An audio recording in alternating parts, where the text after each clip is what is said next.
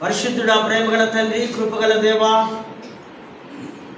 గొప్ప కాపరి, మంచి కాపరి, తండ్రి, కుమార, పరిశుద్ధాత్మ త్రియేక దేవుడా, ఈ పరిశుద్ధ నామాన్ని మహిమపరుస్తూ, ఘనపరుస్తూ, ఆరాధిస్తూ మా జీవితాలలో మీరు మాకు అనుగ్రహించిన మరొక పరిశుద్ధ దినాన్ని బట్టి నీకు కృతజ్ఞతా స్తోత్రములు చెల్లిస్తూ, గతకాలమంతా మీరు చేసినటువంటి మేళ్లను తలపోసుకొని మీకు కృతజ్ఞతలు చెల్లించడానికి పరిశుద్ధ దేవాలయంలో చేరి మీ సన్నిధిని మేము అనుభవించడానికి వాక్యపు వెలుగులో మేము ప్రయాణిస్తూ ఉండగా మీ స్వరాన్ని వింటూ శ్రేష్టమైనటువంటి దీవెనలు ఈవులను మేము పొందుకునేలాగున మా హృదయ నేత్రములు తెరిపిస్తూ విలువైన శ్రేష్టమైన సందేశము ద్వారా మరొకసారి మేము నూతన పరచబడుతూ లోతైన విశ్వాసములోనికి ప్రయాణించులాగున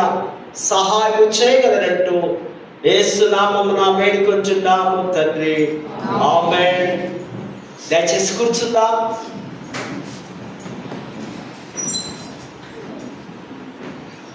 దేవుని పరిశుద్ధ నామానికి వందనాలు చెల్లిస్తూ ఈ ఉదయకాల సమయం పునరుద్ధానుడైన మహాదేవుడు, జీవాధిపతి అయినటువంటి యేసును గణపరచడానికి, ఆయనతో ప్రయాణించడానికి, ఆయనను అనుభవించడానికి చేరవచ్చినటువంటి యొక్క శ్రేష్టమైన దైవికమైనటువంటి దేవుని కుటుంబాన్ని బట్టి మరి సంఘం అంతటి కూడా క్రీస్తు నామములో మీకు ఉదయకాల శుభములు, దైవాశీస్సులు తెలియపరుస్తున్నారు. అదేవిధంగా ఈ యొక్క ఉన్నతమైన భాగ్యం, వాక్యాన్ని బోధించడం, వాక్యాన్ని వినడం, ఈ యొక్క అనుమతిని, అవకాశాన్ని నాకు అనుగ్రహించినటువంటి అధ్యక్ష మండలము పీఠాధిపతి గారైనటువంటి right reverend doctor professor Ruben Mark తండ్రి గారికి, వైస్ చైర్మన్ విన్స్టన్ సాయి గారికి, మరి అధ్యక్ష మండలపు చైర్మన్స్, క్లర్జీ, అధ్యక్ష మండలపు నాయకులకును, పెద్దలకును, ప్రతి సంఘానికి కూడా క్రీస్తు నామములో వారికి ఉదయకాల దైవ శుభములు తెలియపరుస్తూ ఉన్నారు. దూర ప్రాంతం నుంచి కూడా వీక్షిస్తున్న మా స్నేహితులు, మా కుటుంబ సభ్యులందరికీ కూడా క్రీస్తు యొక్క శ్రేష్టమైన ఆశీస్సులు వారికి నేను తెలియపరుస్తూ మరొకసారి ప్రేమతో మీకు ఈ ఆహ్వానాన్ని అందిస్తూ ఉన్నాను. మహాదేవి కృప మనమందరము ఈ ఆదివారము, ఈ పరిశుద్ధ దినము కూడా పరిశుద్ధ దేవాలయంలో చేరి దేవుని సన్నిధానంలో దేవునితో గడపడం ఎంతో భాగ్యమని నేను జ్ఞాపకము చేస్తూ ఉన్నా.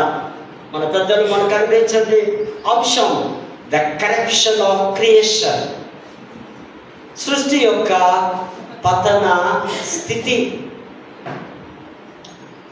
దేవుడు 6 దినములు సృష్టినంతా చేసి ఆయన ఒక స్టేట్మెంట్ ఇస్తున్నాడు, సృష్టి అంతా మంచిగా ఉంది. ఆల్ క్రియేషన్ ఇస్ గుడ్, చాలా బాగుంది, వెరీ గుడ్ అని ఆయన హృదయంలో సంతోషిస్తూ ఆనందిస్తూ ఉన్నారు.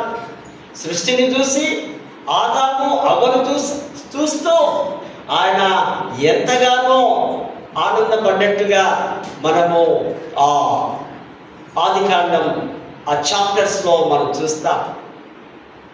కానీ మిగతా కాలాలు, సంవత్సరాలు గడుస్తున్న కొలది దేవుని మాటను వినక, లోబడక, అటు దేవుణ్ణి ఇటు సృష్టిని తనకు తాను ఆదాము అవ్వలు కూడా మోసపుచ్చుకొని కేవలము వారి ద్వారానే సృష్టి పతనమైపోయినట్టుగా, నాశనం అయిపోయినట్టుగా, అన్యాయం అయిపోయినట్టుగా, చెడిపోయినట్టుగా, వ్యర్థమైనట్టుగా ఈ సృష్టిని ఆ విధంగా మానవుడు కలుగజేసి ఉన్నాడు. ఈ యొక్క ఒక పండితుడు అంటాడు, పాల్ టిల్లిచ్ అనే పండితుడు, దేవుడే మానవుని ఉనికికి ఆధారం. మనం ఉనికి కలిగి ఉన్నామంటే మనకు ఆధారము దేవుడే మనకు ఆధారము, వాక్యమే. అందుకే భక్తుడు రాస్తాడు, నీ వాక్యమే నన్ను బ్రతికిస్తుంది. తెలుసా అండి మీకు? మనం బ్రతుకుతున్నామంటే మన ఆరోగ్యం కాదు, మన మంచి ఆహారం కాదు, దేవుడే వాక్యమే. క్రైస్తవులు ఆదివారము తప్పనిసరిగా ఆధ్యాత్మికమైన దేవుని ఆహారము భుజించాలి. ఫలితంగా మరి ఎన్నో దైవ ఆశీస్సులు మనం పొందుకుంటాం. చక్కగా ఆయన రాస్తున్నటువంటి ఈ మాటలను మనము జ్ఞాపకము చేసుకుంటూ ఉన్నాం. సృష్టి నిరాకారముగా, శూన్యముగా, ఏమీ లేనిదిగా ఉన్నప్పుడు దేవుడు తన యొక్క జ్ఞానము చేత, తన మాట చేత, తన ఊపిరి చేత సృష్టిని అంతా కలుగజేసి ఉన్నాడు.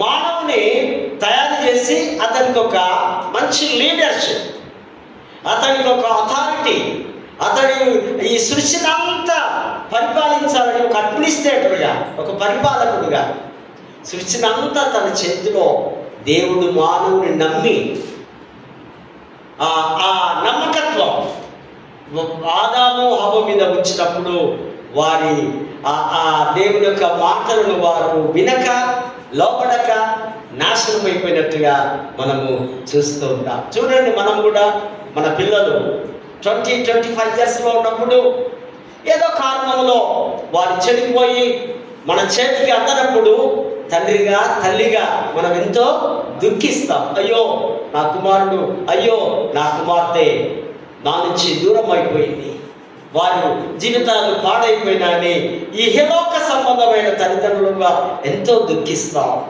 ఆ విధంగానే దేవుడు కూడా సృష్టిని చూసినప్పుడు ఎంతగానో దుఃఖించినట్టుగా, బాధపడ్డట్టుగా మనము ఆ పరిస్థితిలో మనం చూస్తుంటున్నాం.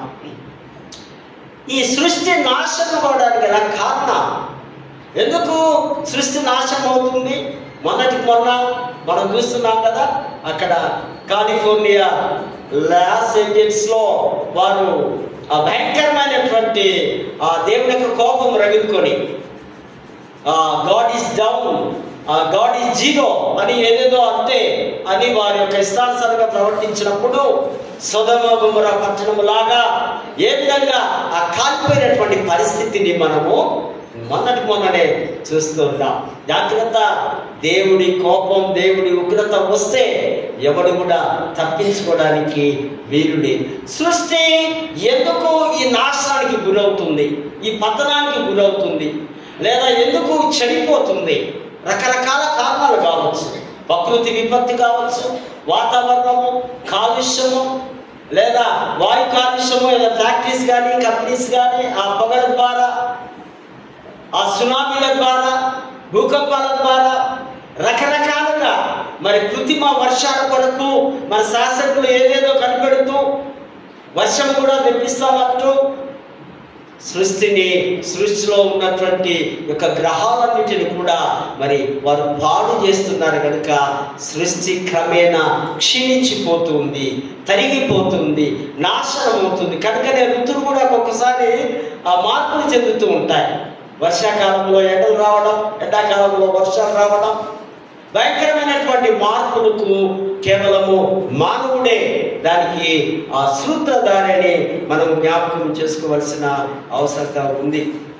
సృష్టి, the corruption of creation is happening day to day. ఎందుకో రోజు రోజుగా ఈ యొక్క నాశనానికి సృష్టి గురి అవుతుంది అనగా దీనికి చాలా కారణాలు ఉన్నాయి. మానవుడు తన స్వలాభం కొరకు, తన సొంత స్వార్థం కొరకు అడవిలో ఉన్నటువంటి చెట్లను కూడా స్మగ్లర్స్ నరుకుతూ ఉన్నారు. ఈ చెట్లన్నీ మనకి ఆక్సిజన్ ఇస్తున్నాయి కదండి. చెట్లు ఉంటేనే మన చర్చి చుట్టూ కూడా చెట్లు ఆక్సిజన్ పీల్చుకొని మనము కార్బన్ డైఆక్సైడ్ బయటికి వదిలేస్తూ ఉంటాం. ఈ యొక్క చెట్లను నరకడం ద్వారా, ఈ ఆక్సిజన్ రాలేకపోవడం ద్వారా నేను అనుకుంటా బహుశా నా ఆలోచన 20-25 సంవత్సరాల తర్వాత మనమంతా కూడా ఈ ఆక్సిజన్ కూడా కొనవలసిన పరిస్థితుల్లో, ప్రాముఖ్యంగా మెగా సిటీస్లో జీవిస్తున్న మీకు ఎందుకంటే ఈ కాలుష్యం ఎక్కువ అవుతున్న కొలది, అభివృద్ధి చెందుతున్న కొలది ఆక్సిజన్ ఈ చెట్లు కరువైపోతున్నాయి.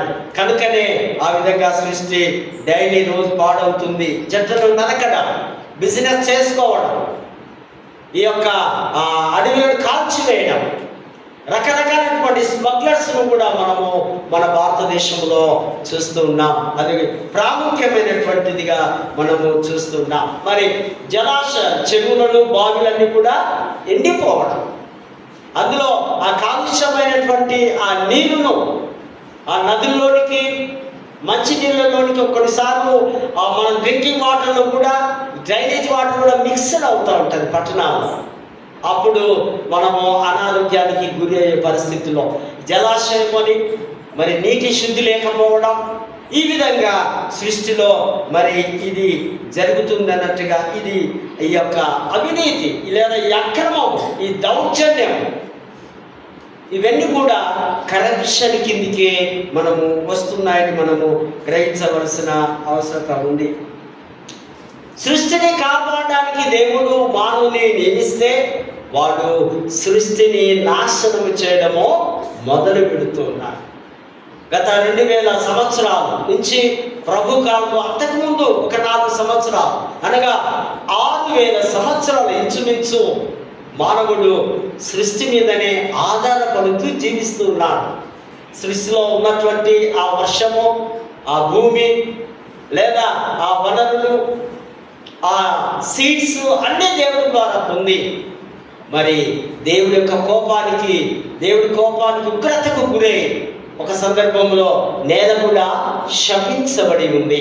నేలంతా కూడా చూడండి, ఎక్కడైనా కొత్త భూమిని మీరు కొన్నారనుకోండి, మీరు దాన్ని సాగు చేయాలంటే ఆ గచ్చ పొదలు, ముళ్ళ పొదలు, అక్కడ ఉన్నటువంటి బండలో చెట్లు ఏదో ఉంటాయి, అవన్నిటినీ సేద్యం చేస్తూ ఆ శ్రమ పడుతూ దాన్ని తయారు చేసుకునే బ్రతకాలని దేవుడు చదివిస్తున్నట్టుగా మనము చూస్తుంటున్నాం. ఆదాము అవ్వ ద్వారా ఈ సృష్టిని నాశనం చేసినప్పుడు సృష్టి అంతా బాధపడుతూ మూలుగుతూ ఉందని అపోస్తలుడైన పౌలు రోమీయులకు రాసిన పత్రిక 8వ అధ్యాయము 19, 23 వరకు ఆ వచనాల్లో మనం చూస్తాం. సృష్టి బాధపడుతుంది, మూలుగుతూ ఉంది.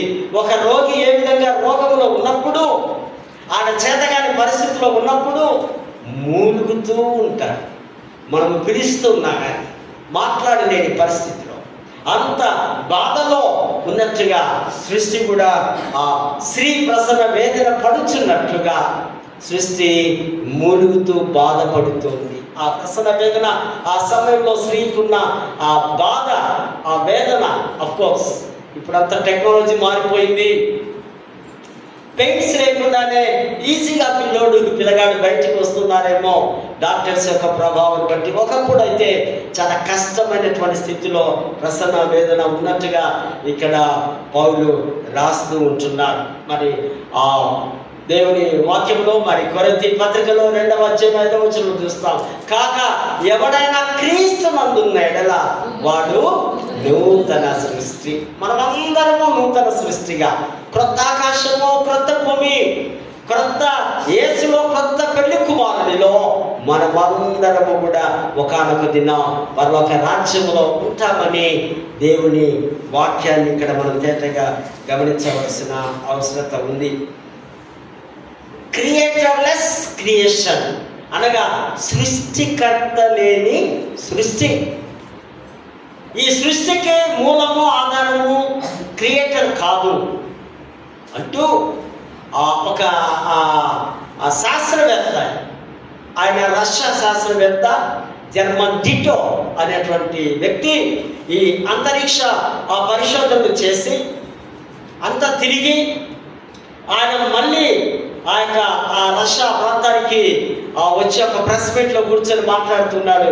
నేను మొత్తం సృష్టి అంతా తిరిగాను, కానీ సృష్టిలో దేవుడు నాకు ఎక్కడ కనిపించలేదు అని స్టేట్మెంట్ చేస్తే, అక్కడ అందులో కూర్చున్నటువంటి ఒక ప్రొఫెసర్, మంచి ఈ పండితుడు, ఖగోళ శాస్త్ర పండితుడు, వారు లేచి మిస్టర్ జర్మన్ డిటో, మీరు వేసుకున్న షూ లేదా గ్యాస్ షూట్ ఉంటుంది కదండి, ఆ షూట్ కాస్త అది తీసి ఉంటే నీకు దేవుడు కనిపించేవాడు అని దగ్గరగా మాట్లాడాడు. నిజమే, ఆ షూట్ తీసింది అనుకోండి, ఏమవుతాడు ఆయన? అక్కడి నుంచి పిట్ట రాలిపోయినట్టు భూమి మీదకి రాలిపోతాడు.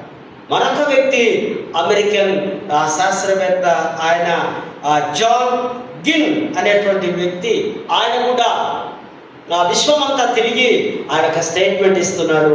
నేను సృష్టి అంతా చూసినప్పుడు నా విశ్వాసము ఎంతో బలపడింది. దేవుడు ఉన్నాడు, సృష్టిలో దేవుడు ఉన్నాడు. నేను సృష్టిలో విహరిస్తున్నప్పుడు దేవుడు నా ప్రక్కనే ఉన్నాడని ఆయన స్టేట్మెంట్ ఇచ్చినట్టుగా మనం చూస్తున్నాం. క్రీస్తునందు ప్రేమైనటువంటి వార్త, సృష్టి ఉంది, సృష్టిలో మనం ఉన్నాం. మనము సృష్టిలో నుంచే వచ్చాం. సృష్టికి మనకు ఒక మంచి అనుబంధం, సంబంధం, బాంధవ్యం ఉంది. సృష్టిలో నుంచి వచ్చిన మనం సృష్టిలోనికి తిరిగి వెళ్తాం. కానీ ఆత్మ మాత్రం సృష్టికర్త అయిన దేవుడి దగ్గరికి వెళుతుందనే సత్యాన్ని మనము అర్థం చేసుకోవాల్సిన అవసరత ఉంది. పాత నిబంధన పాఠంలో మనం గమనిస్తే ఐజయా రాస్తున్నాడు ప్రవక్త, ద్రాక్ష తోట ఉపమా. ఇజ్రాయేలు యూదా ప్రజలందరూ కూడా ద్రాక్ష తోట వలె తీయగా, పచ్చగా, మంచిగా ఉండాలని దేవుడు వారిని దీవిస్తే, ఈ ఉపమానము వారికి ఒక బుద్ధి చెప్పడానికి, వారు సత్యాన్ని గ్రహించుకోవడానికి, వారి జీవితాలు ఎలా ఉన్నాయో ప్రవక్త రాస్తున్నాడు. భూమి బాగుంది, భూమికున్న వనరులు బాగున్నాయి, మంచి నేల ఉంది, మంచి విత్తనం, బెస్ట్ సీడ్ కూడా విత్తారు. కానీ కారు ద్రాక్షకాయలు అనగా చేదు ద్రాక్షకాయలు అనగా విషపూరితమైన ద్రాక్షకాయలు పండినట్టుగా దేవుడు ఎక్స్పెక్ట్ చేస్తున్నాడు. నీ నుంచి, నా నుంచి మంచి విశ్వాసం కావాలి, మంచి భక్తి కావాలి, మంచి ప్రేమ కావాలి, మంచి దయగలిగిన హృదయం కావాలని దేవుడు ఎక్స్పెక్ట్ చేస్తే, మనం చేదు రకమైనటువంటి విశ్వాస జీవితం, చాలా బలహీనమైనటువంటి ఆ పరిస్థితిలో మనం జీవిస్తున్నప్పుడు దేవుడు హెచ్చరిస్తూ ఈ యొక్క పారబుల్, ఈ యొక్క ఇలిస్ట్రేషన్ మనకు వారు తెలియపరుస్తున్నారు. కారు ద్రాక్షకాయలు అనగా చేదు ద్రాక్షకాయలు గల కారణాలు. ద్రాక్ష తోట ఆ యజమాని, యేసు అనే యజమాని మంచి విత్తనం, ఆ యొక్క రక్షణ సువార్తను ప్రకటిస్తూ ఉన్నారు. వారిని మీరు జాగ్రత్త, మీరు ఈ లోక సంబంధమైన వాటి వైపుకు వెళ్ళకండి. శ్రేష్టమైన ద్రాక్ష ఫలములు మీరు ఫలించాలి. శ్రేష్టమైన ద్రాక్ష ఫలములు అంటే నీతి, న్యాయము, కనికరము, ప్రేమ, ఇవే మీరు ఫలించాలి. మీ లైఫ్ను చూస్తే, మీ జీవితాన్ని స్టడీ చేస్తే మాకు అది కనిపించాలి. ఒక వ్యక్తితో మాట్లాడుతున్నప్పుడు, ఒక వ్యక్తితో ఆయన గుణగణాలు పరిశీలన చేస్తున్నప్పుడు అందులో ఇవన్నీ కనిపించాలని వాక్యము సెలవిస్తుంది. 5వ వచనములో ద్రాక్ష తోట దేవుని సంఘానికి సూచనగా ఉంది. కానీ అక్కడట త్రక్కబాట లేదా ఆ ద్రాక్ష తోట గచ్చపదలు, బలురక్కసి చెట్లు, వర్షం కురుస్తుంది కానీ ఫలితాలు లేకుండా పోతుంది. వాక్యము వింటే ఉన్నారు కానీ సరైనటువంటి ఫలభరితమైన జీవితం లేకుండా పోతుంది. కారణం ఏంటంటే, దానికి ప్రాముఖ్యమైన కారణం మనకందరికీ తెలుసు. దుష్టుడు మనలో ఆ చక్కటి సింహాసనం వేసుకొని కూర్చొని ఉన్నారు. వాటిని వెళ్ళగొట్టాలని దేవుడి వాక్యం సెలవిసి, ద్రాక్ష తోట ఈ శిక్షకు గురవుతున్నారు. ఇది ఇశ్రాయేలు జాతికి దేవుడు ఒక బురుజు అనే ఒక కంచె, బురుజు వేస్తున్నాడు దేవుడు. బురుజులు అనగా దేవుని కాపుదల. దేవుని ప్రజలకు కొన్నిసార్లు దేవుడు కాపుదలను ఇస్తూ ఉంటాడు. మనం కాపాడే దేవుడు కదా. నేను కాపాడేవాడు గురికాడు నిద్రపోడనే వాక్యం మనకు బాగా తెలుసు. ఆ బురుజు అనే కంచు కోట కొన్ని పట్టణాల్లో రకరకాల మనం చూస్తాం. కర్నూలు జిల్లా, కర్నూలు సిటీలో మీకు తెలుసా, కొండారెడ్డి బురుజు అంటారు. ఎగ్దమ్ సెంటర్లో ఉంటుంది. చాలా ఫేమస్గా హిస్టారికల్స్ ఆ బురుజులన్నీ, ఆ టవర్స్ అన్ని మనము వింటూ ఉన్నాం, చూస్తూ ఉంటున్నాం. 7వ వచ్చింది. ద్రాక్ష తోటను ఆయన ధ్వంసం చేయడం అనగా యూదా జనాంగాన్ని దేవుడు ధ్వంసం చేస్తూ అశ్షూరుల చేతికి అప్పచెప్పడం. ఈయనేమో వారి యొక్క పాపములు, వారి యొక్క విగ్రహారాధన, వారి జీవిత విధానం దేవుడు చూసి వారికి కోపం వచ్చి మిమ్మల్ని ప్రక్క దేశాల వారు మిమ్మల్ని రాజ్యం పెడతారు, మిమ్మల్ని ఖైదీలుగా లేదా వారి చెరసాలలోనికి తీసుకొని వెళతారు అని ఆ వాక్యము సెలవిస్తుంది. 8వ వచనం, మీకు శ్రమ, 6 రకములైన పాపములపై శిక్ష. మీకు శ్రమ ఎన్ని రకాలంట? 6 రకాల పాపాలు చేస్తారు. వారి స్వార్థపూరితమైన దురాశ, మరి త్రాగుడుపోతున్నడం, విచ్చలవిడిగా ద్రాక్షరసం తాగడం, మరి 3వదిగా దేవుని అధికారంపై లోబడి ఉండకపోవడం, అవహేళన చేయడం, దేవుని అధికారాన్ని తృణీకరించడం, మరి దేవుని నైతిక ప్రమాణములను వక్రీకరించడం, అహంకారం, గర్వం, న్యాయాన్ని తప్పించడం. ప్రవక్త హెచ్చరికలు చేస్తున్నాడు. ఇటువంటి ఈ యొక్క పాపాల ద్వారా మీకు భయంకరమైన శిక్షలు వస్తాయని ప్రవక్త ముందుగానే తెలియపరుస్తున్నాడు. అన్నట్టుగానే వారు క్రీస్తు పూర్వం 722 ఆ ప్రాంతంలో ప్రక్క దేశాల వారికి అశ్షూరుల చేతిలో వారు చెరసాలకు వెళ్ళినట్టుగా మనము చూస్తూ ఉంటున్నాం. మరి సువార్త పాఠంలో కూడా మనం గమనించినట్లయితే లూకా సువార్త 10వ అధ్యాయం మనకందరికీ తెలుసు. యేసు ప్రభు తన యొక్క శిష్యులను 70 మందిని పిలుచుకొని వారిని దేవుని యొక్క సువార్తకు పంపించినట్టుగా సర్వలోకానికి వెళ్ళి సర్వ సృష్టికి సువార్తను ప్రకటించాలి. It's a God's commission. ఇది దేవుని యొక్క ఆజ్ఞ. ఈ ఆజ్ఞనిస్తూ ఇద్దరిద్దరిని చెప్పున వెళ్ళి మీరు వెళ్ళండి, ప్రతి ఇంటికి వెళ్ళండి, ప్రతి ఇంటిలో దేవుని వాక్యము మరి వారికి వెళ్ళి ప్రార్థన చేయండి, అవసరమైతే మీరు వారి స్వస్థత పరచండి, దేవుని వెళ్ళగొట్టండి. కనుక మన గురువులు కూడా మన ఇళ్ళకి వచ్చినప్పుడు వారు వెళుతున్నప్పుడు చివరిగా 10 నిమిషాలు ప్రార్థన చేస్తారు. కామెంట్లో ఇది దేవుడు ఇస్తున్నటువంటి కమిషన్, ఆజ్ఞ, తప్పనిసరిగా చేయవలసిందే. మరొకరు అంటారు, ఎవరైతే మేము చేర్చుకుంటారో వారిని మీరు దీవించండి కదండి. గురువులు అనగానే ఏం చేస్తారు? దీవించడానికి. కానీ ప్రభు మరొక వైపు మరొక కోణంలో నుంచి మాట్లాడుతున్నాడు. ఎవడు మిమ్మల్ని చేర్చుకోనడం, నేను వస్తున్నా మీ ఇంటికి ప్రార్థన చేయడానికి అని చెప్పాను. అవసరం లేదా గారు, ఇప్పుడు అక్కర్లేదు, నువ్వు రాకు అని నువ్వు అన్నావు అనుకో. ఒకవేళ నేను సడన్గా వచ్చింది అనుకో, మీరు ప్రార్థన చేయకుండా అవసరం లేదు, మీరు వెళ్ళండి అన్నప్పుడు అంటున్నాడు ప్రభు, నీ పాద ధూళి అక్కడ దులిపే.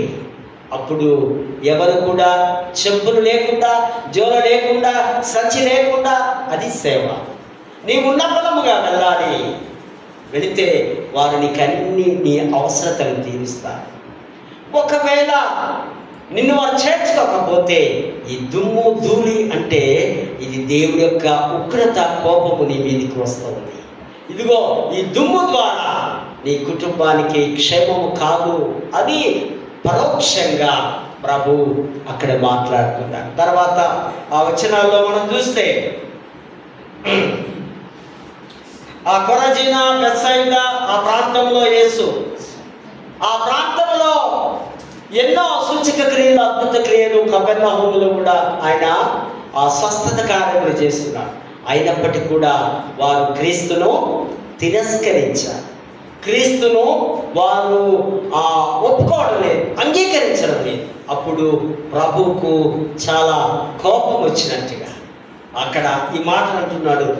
తూరు సీదోను ప్రాంతం వారు అనగా ఆ యొక్క అన్య ప్రజలు, ఆ విగ్రహారాధకులు, ఆ అన్య దేవత ఆరాధన కేంద్రం ఆ ప్రాంతంలో వారంతా అక్కడ మన మ్యాప్లో చూస్తే ఆ లైన్ బార్డర్లో కనిపిస్తుంది, తూరు సీదోను.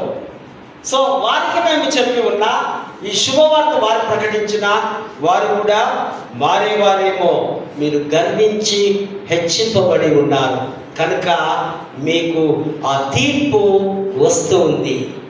ఏ విధంగా సొదొమ గొమొర్రాలాగా మీరు నాశనానికి కావలసిన వారుగా ఉన్నారు. మీరు ఎన్ని అద్భుతాలు చేసినా, మీరు ఎన్ని ప్రార్థనలు చేసినా, ఎంత చక్కగా బోధించినా మనం కొన్నిసార్లు మనస్సు మార్చబడలేము.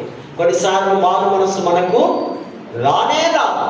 కారణం మన హృదయము బండబారిపోయింది, మనము మొండిగా తయారైపోయాం, మన దేవుణ్ణి తిరస్కరిస్తున్నాం. దేవుని వాక్కును లక్ష్య పెట్టక, శ్రద్ధగా వినలేక, వాక్యంలో లోతుగా బ్రతకలేక మరి దేవునికి విరోధముగా జీవిస్తున్నాం కనుక మరి ప్రభు మాట్లాడుతున్నటువంటి సందర్భాన్ని చూస్తున్న క్రీస్తునందు ప్రేమైనటువంటి వారులారా, మరొక మాటలో చెప్పాలంటే సృష్టి నాశనానికి కారణం నీవు నేను కూడా అని మనం గ్రహించాలి.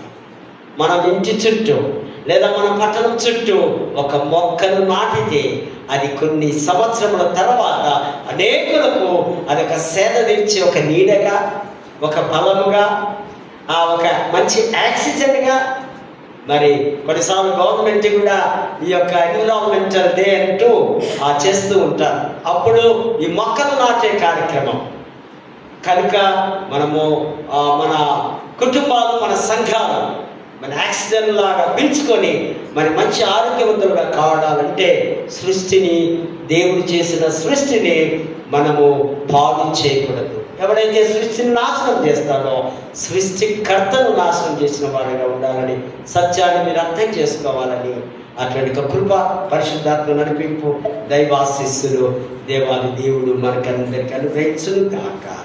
ఆమేన్. పరిశుద్ధుడ, ప్రేమగల తండ్రి, కృపగల దేవ, ఈ పరిశుద్ధ నామానికి వందనాలు చెల్లిస్తాం. ఉత్తబడిన వాక్యం మా హృదయంలో భద్రపరచుకులాగా సహాయం చేయగలరంటూ క్రీస్తు నామమున వేడుకుంటున్నాము తండ్రి.